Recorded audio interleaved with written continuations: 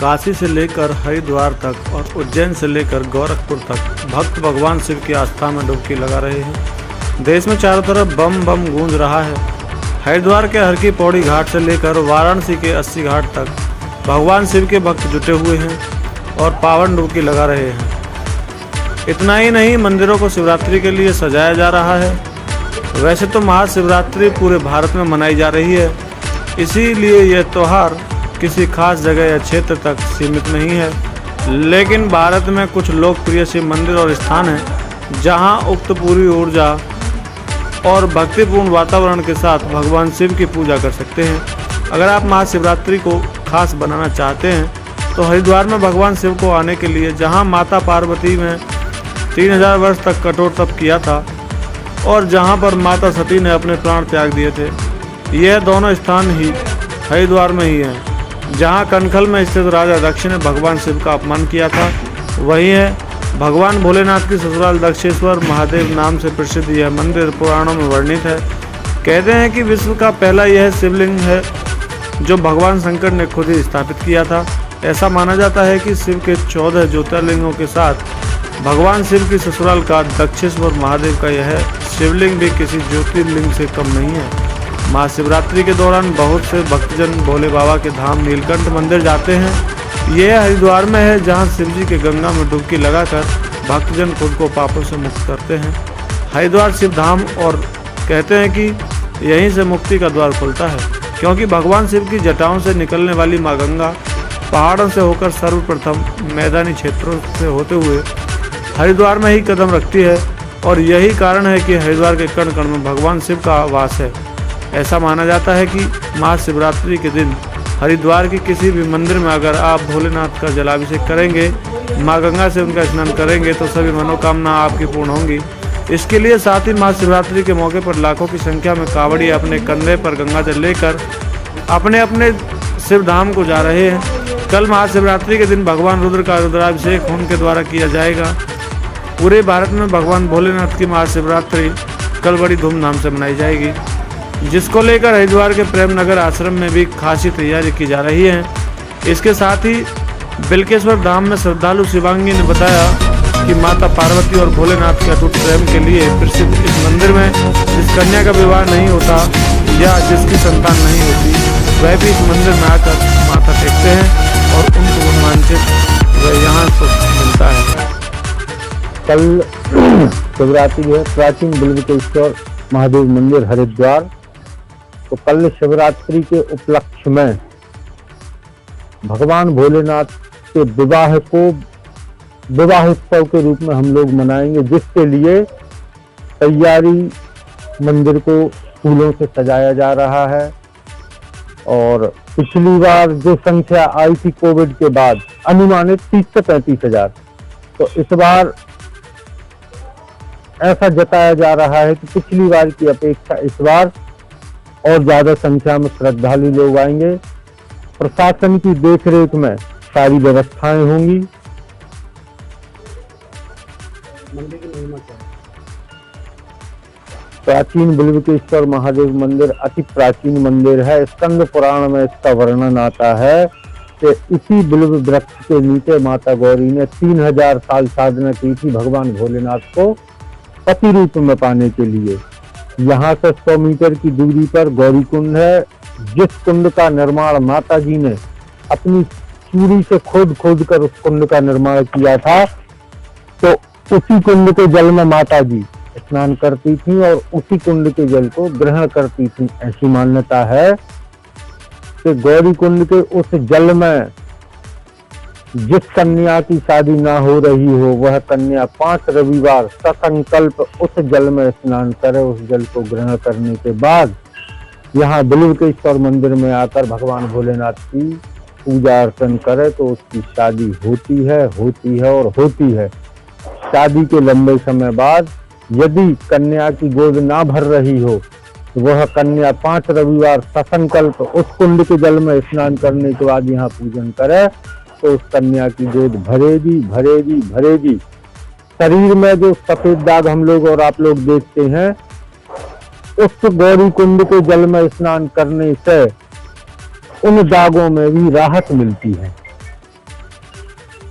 हाल कनखल दक्षेश्वर महादेव मंदिर में प्रतिवर्ष की भांति इस वर्ष भी महाशिवरात्रि का पर्व हर्षोल्लास से मनाया जा रहा है।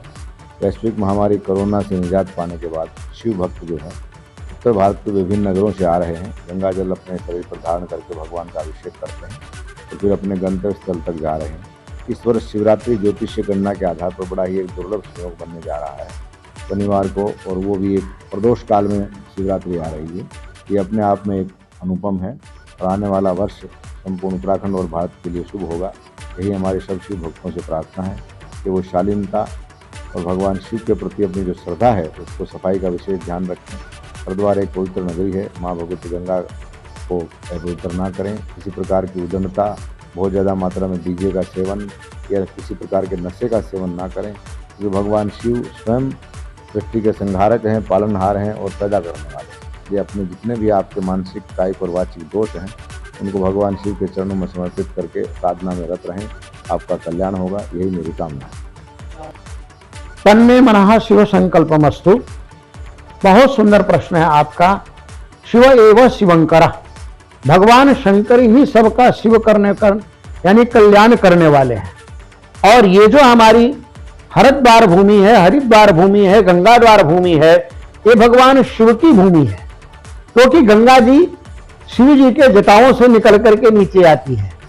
शास्त्रों में तो ये कहा गया है भगवान शंकर भोलेनाथ हैं, और भोलेनाथ होने का मतलब आप प्रेम भाव से, हृदय से सहृदय होकर के और आनंद से भावपूर्ण होकर के भगवान शंकर के प्रति कुछ भी अर्पित कर दें तो भगवान शंकर प्रसन्न हो जाते हैं। भगवान शंकर के अनंत मंत्र हैं, अनंत नाम हैं। जितनी भी दुनिया में नामावली है उन सब नामावली के अंदर भगवान शंकर के अर्थ निकलते हैं। लेकिन मैं अपने भक्तों को कहता हूं कि भगवान शंकर से यदि ऐश्वर्य चाहते हो, आनंद चाहते हो और अपने जीवन में शांति चाहते हो तो ओम तारकाय नमः इस मंत्र का बार बार जप आपको करना चाहिए इस महाशिवरात्रि के ऊपर।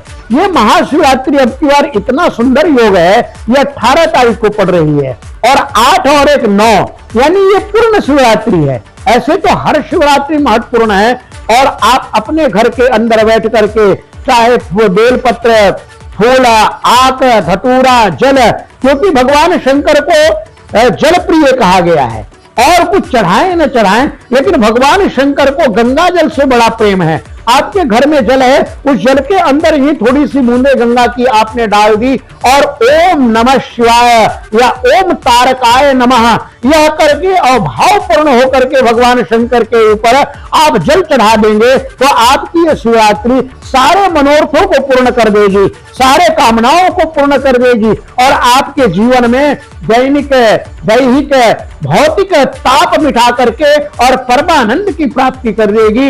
इसलिए भगवान शंकर शिव एव शिवंकर। शिवांगी बताइए क्या कहाँ पहुँचे हैं? हम आज बिलकेश्वर मंदिर में आए हुए हैं। मतलब हम आते रहते हैं, हम पहले तो यहाँ रहते थे सडनली बिलकेश्वर कॉलोनी में, तो मैं डेली आती रहती थी यहाँ मंदिर में दर्शन करने के लिए। यहाँ की मान्यता एक्चुअली ये है कि यहाँ पे जो भी मांगो तो पूरा हो जाता है, ये एक्चुअली मैंने देखा है।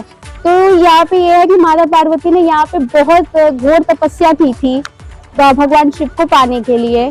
तो यहाँ पे ये है कि ये जो भी लड़कियां कुछ भी मांगती है तो यहाँ पे पूरा हो जाता है। ये मान्यता है बिलकेश्वर मंदिर की, और ये बहुत साल पुराना मंदिर है, नील पर्वत पे ही है ये, ऐसा मैं कहती हूँ। मैं तो एक्चुअली आज आई हूँ दर्शन करने के लिए। कल शिवरात्रि है, कल आप लोग खुद आके देखिएगा कि यहाँ कितनी भीड़ होगी। कांवड़ वाले यहाँ बहुत ज्यादा आते हैं शिवरात्रि में, सावन में यहाँ बहुत ज्यादा भीड़ होती है इस मंदिर में। तो मैं तो आज यहाँ पे आई हूँ इसलिए दर्शन करने के लिए, क्योंकि मुझे भी ऐसा लग रहा है कि हाँ कि मेरी भी कोई मन्नत है जो पूरी हो जाएगी बिलकेश्वर महाराज की वजह से। तो जय बिलकेश्वर महाराज। ऑब्वियसली यहाँ जरूर मिलता है यहाँ पे जो भी कन्या वर मांगते हैं, मतलब जो वर भी अगर कन्या मांगता है तो वो भी जरूर मिलता है ऑब्वियसली। पर्व है हमारे हिंदू में, तो कल महाशिवरात्रि का दिन है, इससे बड़ा कोई दिन होता नहीं है। शिव की रात्रि है, कल पूरा दिन अभिषेक, हवन और पूरा रात चारों वेदों से अभिषेक चलेगा। कल तो समाप्ति हो जाएगी, परसों समाप्ति होगी, परसों पूर्ण आहुति होगी, लेकिन कल पूरा दिन पूजा पाठ, हवन, अभिषेक और पूरा रात यानी कल का पूरा दिन से लेकर के रात तक जागरण ही रहेगा। शंकर जी के का अभिषेक चलते रहेगा, चारों वेदों से अभिषेक होगा। यही कल का कार्यक्रम है। परसों भंडारा है। सब पूरे आपके नगरवासियों से निवेदन है, सब लोग आए, प्रसाद लें, ऐसा मेरा। उनकी भंडारा कब से 10 बजे से चालू हो जाएगा, फिर रात दिन चलते रहेगा। परसों जितना भी श्रद्धालु लोग आ पाए तो अच्छा है।